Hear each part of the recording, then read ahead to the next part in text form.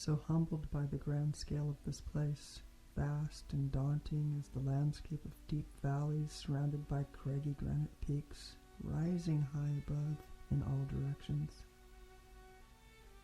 I'm surrounded, yet I feel free. The air is clear and smells of pungent herbs, flowers, and the decaying pine and rich earthen floor. The cool waters flow through broken piles of stone and cascades over the granite ledges. Look close for the delicate flora, such tenacity that finds a way to carve an existence and flourish within this harsh, unforgiving environment. Gnarled and stunted trees only a few feet tall, yet they endured decades in this location, clinging to rock, roots thrust into an unlikely source of sustenance. Stepping into the unknown, this vast landscape from afar seems static, although while here you discover an active dynamic system. Savor the moment in this place. It humbles and rejuvenates, challenges and nurtures. These are the Sierras, owned by no one, yet they belong to all. And into the Ray Lakes.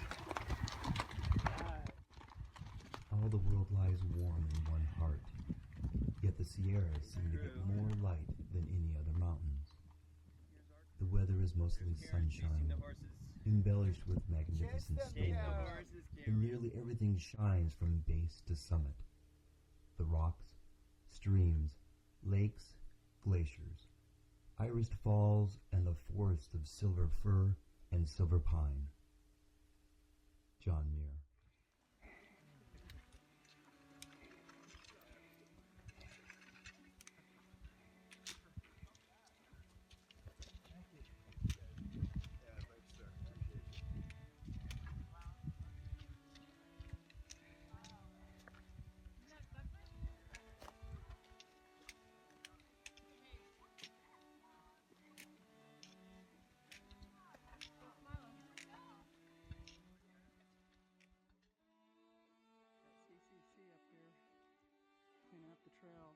This is Glen Pass, switchbacks.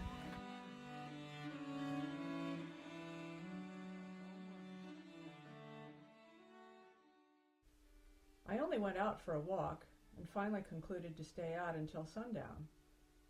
For going out, I found, was really going in. My thoughts about the JMT. Every day was my favorite day. I wondered if my body, particularly my feet and legs, were up to the task of hiking every day. I was intensely grateful for the support of my friends, especially when I became ill, and realized how far we were from any outside help. I loved and was grateful for the food Nick prepared and served on the trip. I loved the feeling of camaraderie when passing other hikers. We felt like we were all a part of a very exclusive club. The beauty and the grandeur of the Sierras is hard to describe to someone who has not walked through them. I had always wondered what was on the other side of the mountains whenever I was driving up the 395.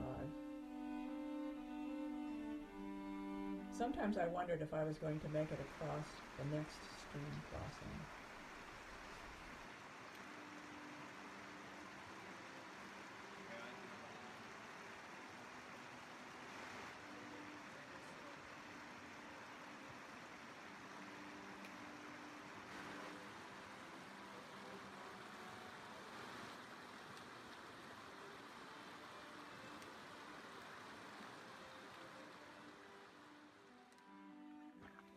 Coming up to Pincho Pass.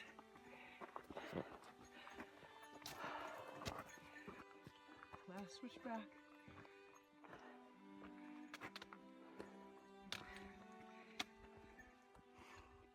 Nice.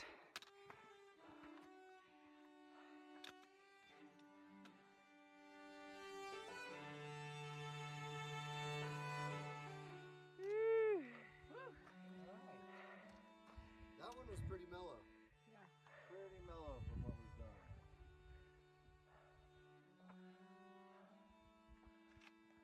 So the last time... Keep close to nature's heart and break clear away once in a while and climb a mountain, spend a week in the woods, wash your spirit clean. John Muir. Approaching Mather Pass. Hey, is this it? This is the top. Woo! Oh my gosh, look at that. Yeah, I think we're gonna do the same. One day's exposure to mountains is better than a cartload of books. What's a day without a pass, huh? Alright, good job, guys. Yeehaw! We still gotta go up. Number 6. Yeah. Good job. High fives all around. Good job. Those jagged peaks towering out of the Owens Valley and the 395, the relentless urge for exploring behind them and be closer to the sky. The longing to follow the trail is the strongest it's ever been. To put one foot in front of the other, again and again and again. My legs are fit, but my eyes cross from lack of air. But the trail keeps calling, and I must be there. Cottonwood Pass, on the way to Chicken Spring Lake. Every step is a new adventure and a journey I must make. The moonless night sky becomes a prize I could never envision. Endless stars, Mars, the Milky Way, all in a spectacular collision.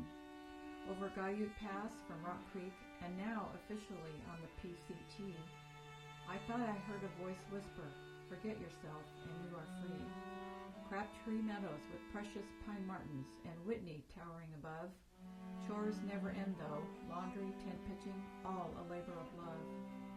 The sun fades on jagged peaks, with godlight beaming over the towering tops, and leaps upwards with rainbow colors weaving into darkness as my jaw drops.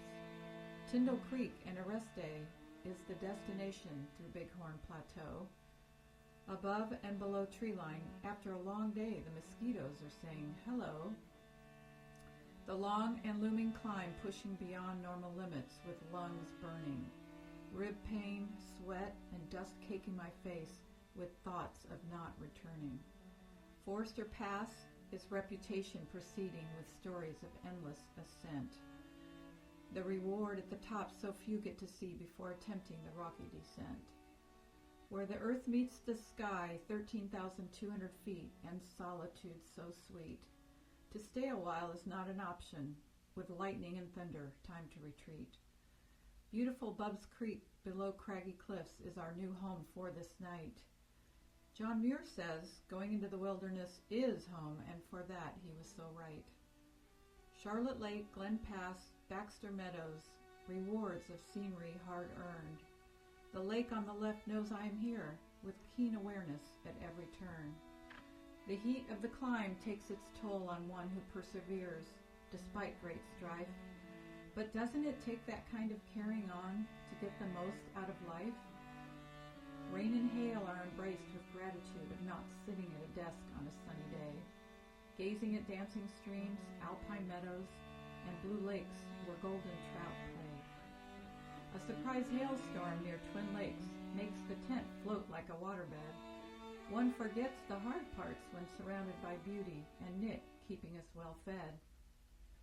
Moments when I am standing on a line between giving up and seeing how much more I can take, then standing on one of many summits or beholding the alpenglow on them at daybreak. Pincho Pass, a refreshing dip in Kings River, then sleeping on a hill covered in big black ants. Reposing before Mather Pass to Palisade Lake, musing that the climb is like a long, slow dance. Heading down the famous Golden Staircase, we marvel about the man-made treasure. Without it, we'd be rappelling endlessly down with peril beyond measure. This was day 13 with 2 more to go, lots of descent, forest rivers, and more trail to see. An awareness of being filled with receptive stillness while resting under a gnarled tree. High above Kings River to Ducey Basin and Bishop Pass, life here belongs to the strong. It's the climb that counts more than the mountaintop, and it's here that I belong. As I take a long last gaze at the mountains so miserably old and crowned with stark rocks and biting cold, I free myself to catch its mood where simplest things have altered my heart. Time stood still, time flew by. I was always in the moment. How is it time to depart? I am ready to hike out, my body declares, but my soul is begging to stay. Too spent to even think about the trail, let alone coming back one day. And then it happens. I am home for a week or two, and I can think of nothing but the JMT. It's kind of like child labor, the hardest physical thing ever, and I did this at age 63.